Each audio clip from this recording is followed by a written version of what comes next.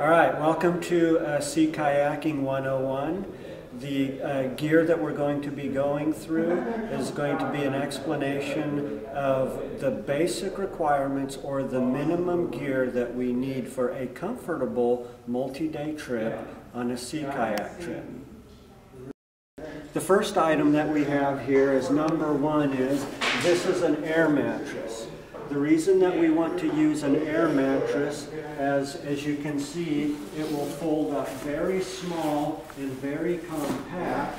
And when we're loading this into a boat, this usually goes into the cockpit, into the belly of the boat. So as you can see, very low profile, but then we have a very comfortable sleeping pad when we're at our campsite. Item number two is the Crazy Creek chair. When we are at a campsite, we really need a comfortable and dry place to sit ourselves down without ruining perhaps our expensive Cocotat paddling pants or other expensive gear. The Crazy Creek chair is simply kind of like a book. As you can see, once again, it folds down very compact. It has straps which give us our sitting position wherever we are. We now have a comfortable, I can recline. This is a very comfortable, or on a log or whatever. The Crazy Creek chair is excellent for this rustic sea kayaking seating positions and comforts. Item number three is our sleeping bag. Our sleeping bag always needs to go in a dry bag. It is very important our sleeping bag never get wet. A dry bag is absolutely imperative. Anything that we're taking, like clothing or sleeping bags that absolutely have to be dry, they always go in a dry bag. The sleeping bags of choice are sleeping bags that can be compact in size. The preferred sleeping bags are either microfiber or microfill sleeping bags or a down sleeping bag. The fourth item that we're going to be looking at today is our tent. Our tent should also be small and very compact. With our tent, we always have poles and ropes. And this is generally going to be a separate item, but it just depends on how your tent is configured. Here are my poles. Don't ever forget them. And here is the tent. This is a relatively large tent. This is a three-person backpackable tent. It's quite roomy for two people. It's a condominium for one. But you want to have a fairly good sized tent, but not too big. Once again, this is going to be stowed in the bow of our boat.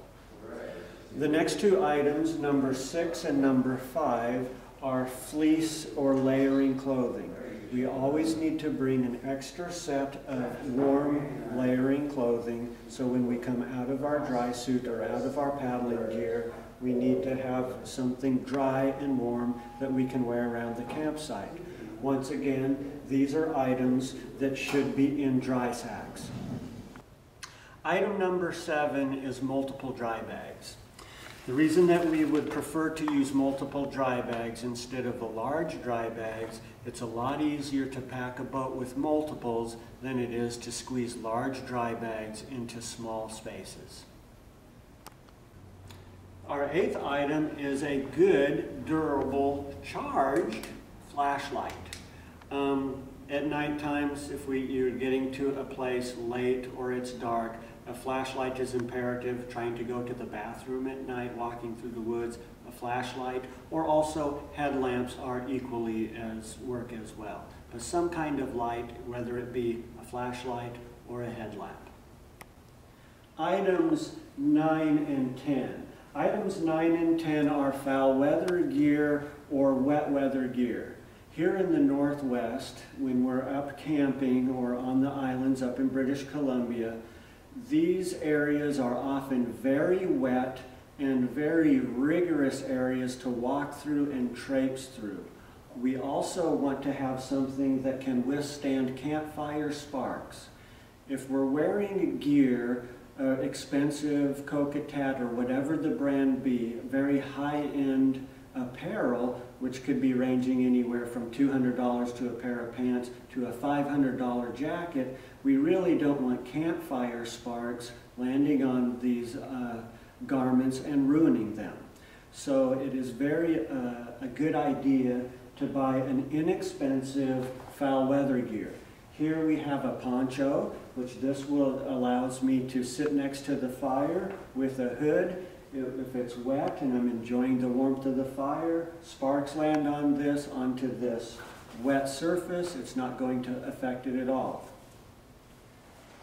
The same goes for a foul weather pant.